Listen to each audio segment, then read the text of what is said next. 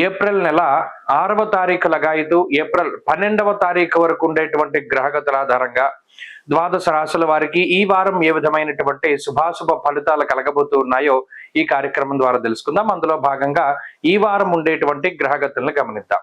ఈ వారంలో ధనురాశి వారికి ఈ వారం మిశ్రమమైనటువంటి గ్రహస్థితి గోచరిస్తూ ఉన్నది. చతుర్థ స్థానమందు బుధ శుక్రుల యొక్క సంచారము, వారం ప్రారంభంలో గాయతూ మధ్య వరకు ఉండేటువంటి చంద్ర సంచారం ఈ రాశి వారికి అనుకూలంగా ఉంటుంది. అష్టమ కుజుడు, అర్ధాష్టమ శని, అర్ధాష్టమ రవి, అర్ధాష్టమ రాహు ఇత్యాది గ్రహాలు, షష్ఠ స్థానస్థిత గురుడు వంటి గ్రహాలు కొంత అనుకూలంగా ఉండేటువంటి పరిస్థితులు లేవు. ఎందుకంటే ఇవి ఎక్కువగా కుటుంబపరమైనటువంటి విషయాలపైనే ప్రభావాన్ని చూపెడతాయి.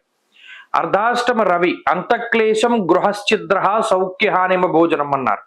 అంటే ఇక్కడ రవి ఇచ్చేటువంటి పాప ఫలితాలు నేరుగా అధిగతో ఫలదే రవి భూమి వెంటనే ఏ విధంగా వస్తాయంటే గృహశ్చిద్ర అంటే ఇంట్లో ఉండేటువంటి గుట్టు బయటికి వెళ్ళిపోవడం కానీ, లేదా కుటుంబ సభ్యుల మధ్యలో పొరపచ్చాలు, భార్యాభర్తల మధ్యలోనూ లేదా తల్లిదండ్రుల మధ్యలోనూ లేదా ఏదైనా కుటుంబ సభ్యుల మధ్యలో ఏదైనా పొరపచ్చాలు రావడం, వారి బహిర్గతం అవ్వడం లాంటి విషయాలు. అలాగే అర్ధాష్టమ శనేశ్వరుడు కూడా అటు ఇంట్లో ఉండలేనటువంటి పరిస్థితిని తీసుకొస్తున్నాడు. అబ్బో ఇంట్లో ఉంటే నాకు ఇలా ఉంటుంది, ఆలోచన నుండి బయటికి వెళ్ళాలంటే బయటికి రావాలంటే ఇంకెక్కడికైనా వెళ్ళాలి అనేటువంటి ధోరణిలో ఆలోచనలు వస్తూ ఉంటాయి. అంటే ఇంట్లో దొరకనటువంటి ప్రశాంతతని బయట వెతుక్కునేటువంటి పరిస్థితులు ధనురాశి వాళ్ళకి ఎక్కువగా కనబడుతూ ఉన్నాయి. మరి అక్కడ రాహువు కూడా ఉన్నారు. దానివల్ల కూడా శారీరకమైనటువంటి శ్రమ అధికంగా ఉంటుంది. తలకు మించినటువంటి భారం మొయ్యవలసినటువంటి పరిస్థితులు ఉంటాయి. అంటే అది మొయ్యగలిగేటువంటి శక్తి మనకు లేకపోయినా తప్పనటువంటి పరిస్థితుల్లో ఆ భారాన్ని మొయ్యవలసినటువంటి పరిస్థితులు ఉన్నాయి.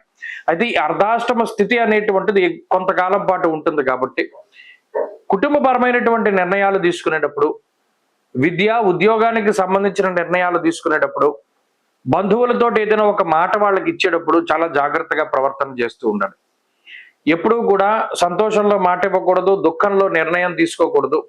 ఈ విషయాలను దృష్టిలో పెట్టుకుంటూ ఉండాలి. ప్రత్యేకించి ధనురాశి వారు ఉద్యోగపరమైనటువంటి జాగ్రత్తని కలిగి ఉండాలి. అనవసరంగా ఎవరి మీద కోపం వచ్చి ఉద్యోగం మానేస్తానో, లేకపోతే ఇంకో సిచ్యువేషన్ ఫేస్ చేయలేక ఉద్యోగం మానేస్తానో ఇటువంటివి నిర్ణయాలు తీసుకోకూడదు. ఈ సమయంలో దృఢమైనటువంటి మానసిక స్థైర్యము చాలా ముఖ్యము. అలాగే ఒక దృఢమైనటువంటి లక్ష్యాన్ని పెట్టుకున్నప్పుడు వచ్చేటువంటి ఒడిదుడుకుల్ని మనం దాటాలి అనేటువంటి ఇదిని కలిగి ఉండాలి. ధనురాశి వారి ఈ వారంలో మరింత అనుకూలమైనటువంటి ఫలితాలను సాధించడానికి ఎక్కువగా సూర్యారాధన చేయండి, ఆదిత్య హృదయ పారాయణ చేయండి. ఈ వారంలో కలిసి వచ్చేటువంటి రోజు శుక్రవారంగా చెప్పవచ్చును. అదృష్ట సంఖ్య 8, అదృష్ట వర్ణము తెలుపు. తదుపరి మకర రాశి.